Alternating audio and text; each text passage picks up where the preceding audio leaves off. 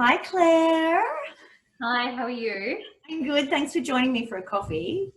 Thanks for having me. What are you having? What kind of coffee are you drinking? I have just made myself a little latte from our home espresso machine. Oh, nice. It looks like beautiful where you are. Yes, it's lovely. So you're in Hobart? Yes, in Hobart, and I'm working from home today. Wonderful. I'm just going to change our background to Hobart so we know where we are. Lovely. I hope it's a nice picture. I hope you approve. Oh, that's beautiful of the That marina. Yes, very nice. So tell me about who you are, your work history, and where you are working. Yep, so I'm Dr Clair McCartney. I work at Sanctum Medical Aesthetics, which is a cosmetic and beauty clinic in Hobart, Tasmania. I've been working in the industry for about 5 or 6 years now, and I'm a co-owner and co-director of Sanctum Medical. Yeah. Wonderful. What made you get into this industry? I think it's a beautiful mix of modern technology medicine. You're always at the forefront of what's developing, so it's very exciting, and what you can deliver for your patients is always improving, and that makes it a very satisfying place to work in. But more importantly, having done quite a lot of work in the hospital, I really wanted to be able to develop relationships with my patients and see them through long periods of their treatments. And that was something that this area of medicine really provides. Oh, that's nice. What do you love most about the industry? I think that it is overwhelmingly positive, and you get to meet people of such diverse and incredible backgrounds with wonderful stories. And even when they're so successful on the outside and so interesting, that everyone's got their own little fears or concerns or issues, and that when you can help them overcome that, it just really transforms them. Oh, lovely. I'm going to ask you a few fun things along the way. Yep. Are you binge watching anything on Netflix during ISO? We have just binge watched Tiger King. It's crazy and ridiculous. Yes. And do you have a favourite phone app during ISO? I'm just on social media a lot at the moment. Yes. I'm trying not to get bogged down with games or anything like that. Yeah. So what does a typical day look like now and then previously when you were in clinic? Yep. So now we've been forced to close as part of the government closures. So a normal day for me is normally 2 or 3 hours of administration at home, emails, taking orders, things like that. And then I'll normally take a bit of a break and go into the office and go into the clinic for the afternoon and process some of those orders and send them out to people and write personalized notes and do those sorts of things, which still maintains our contact with our clients. And so I try a bit of a mix most days. And how does that differ from when you were in clinic? You know? Oh, it's so different. It's, I worked full time, and we would see patients all day, and then you would do all of your administration and your business side after hours. So in a way, it's given us a lot of time to focus on the business component of it, which has been beneficial, and we're trying to make that a positive. But gosh, I miss the patient contact. Yeah. What are you looking most forward to when the restrictions are lifted? I think just getting back to work and seeing people and talking to my patients again, and just finding out how everyone's coped differently. And I think some people will have done some really interesting things during this time and really potentially changed their businesses, changed how they function personally. So I think it'll just be nice to hear all those stories. Have you been cooking a lot like a lot of other people during ISO? I haven't actually. I'm 36 and a bit weeks pregnant, so I'm not really into food that much at the moment, so I haven't been cooking a lot. I've been a bit slack.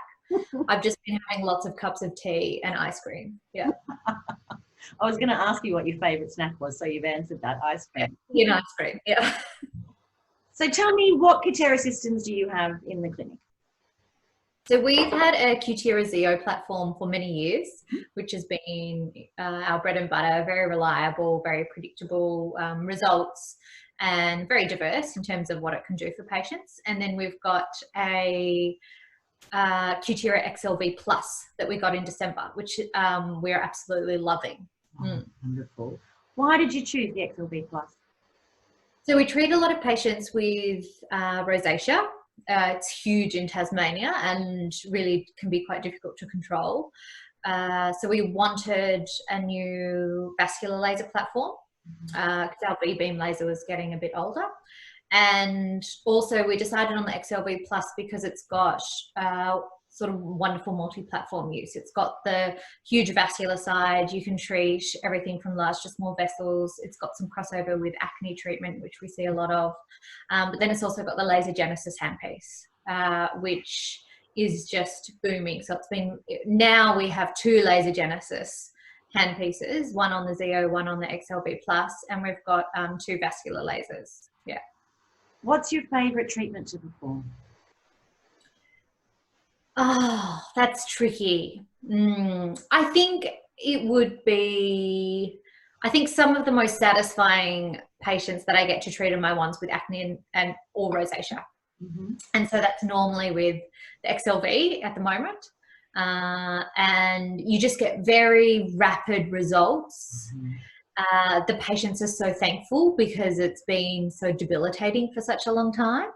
And with the XLV, the treatment itself is a lot more gentle and a lot more tolerable. Yeah. Do you combine that with Laser Genesis? Yeah, we often do. We often do for acne straight away, and then for rosacea, we tend to get people in potentially weekly for treatments. It just depends on how sensitive their skin is. We like to go gently for that. How many times a week do you think you use it? The XLV? Oh, 5-6 times a day. Oh, wonderful, wonderful. Yeah, it's almost, our vascular lasers are in constant use. Yes. So when you first started with the XLV, how did you market it? Like, was anything particularly successful?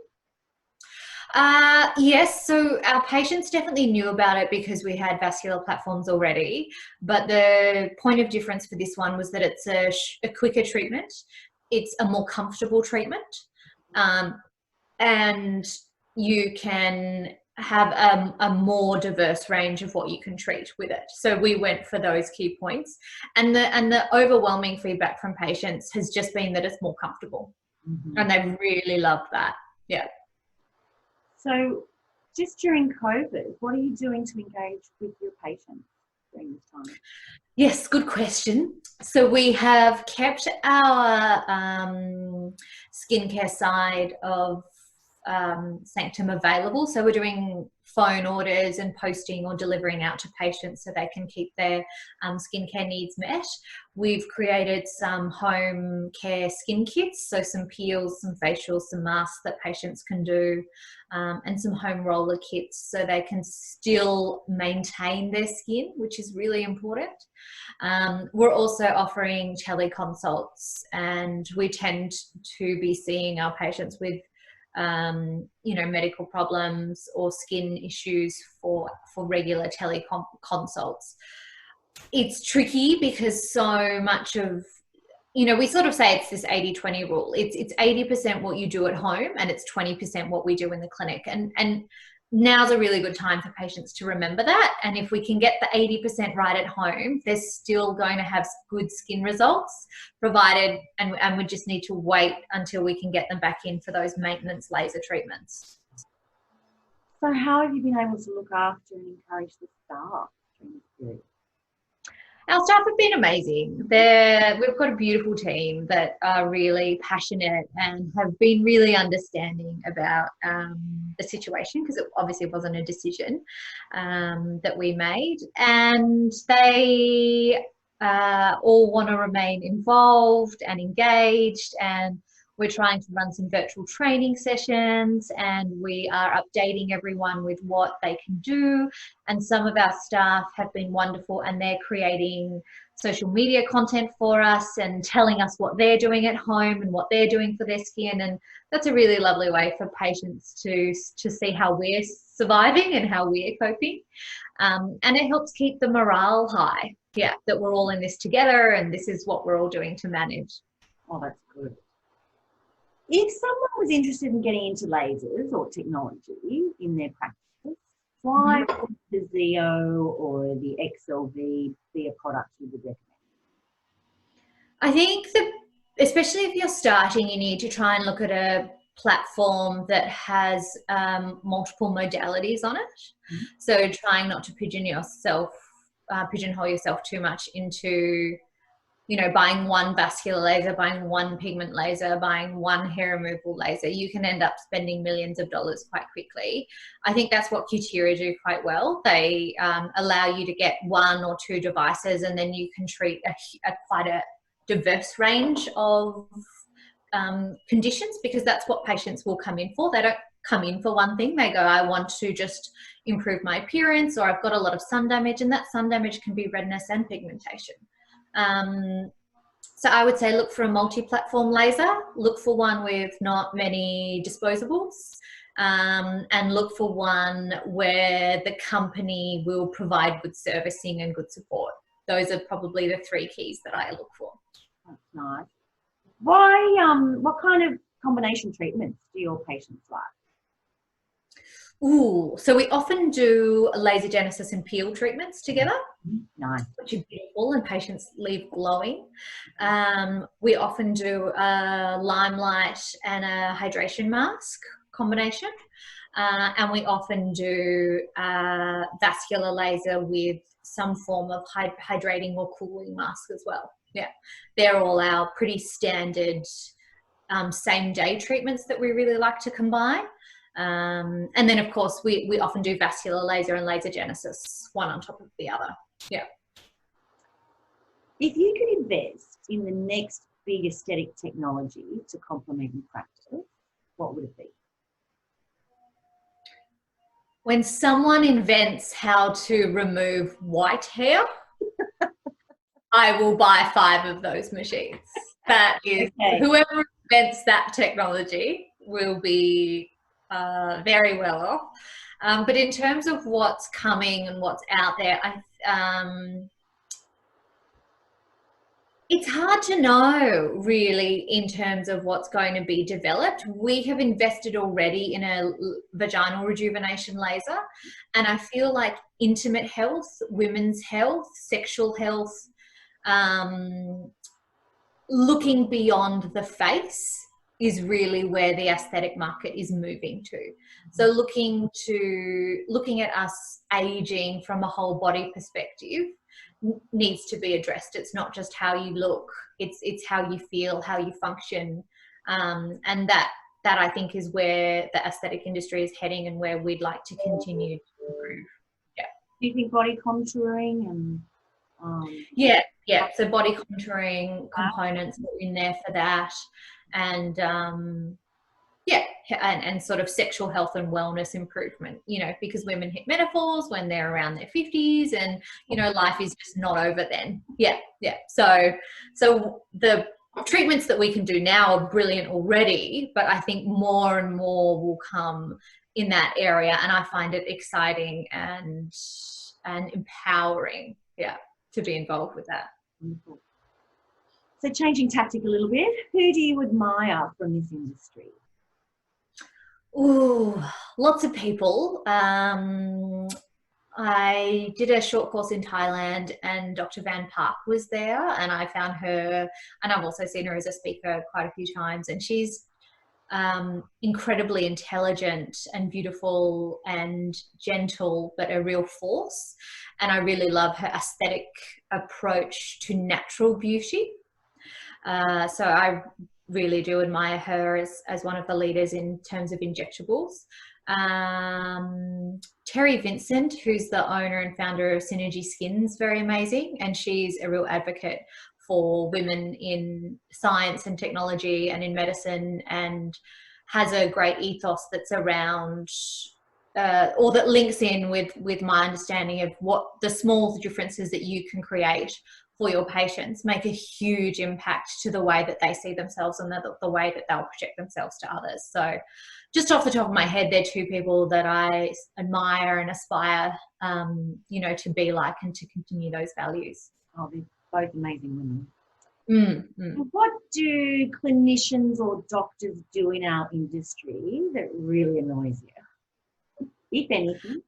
I think sometimes we can not be supportive of each other. I think sometimes we get too competitive.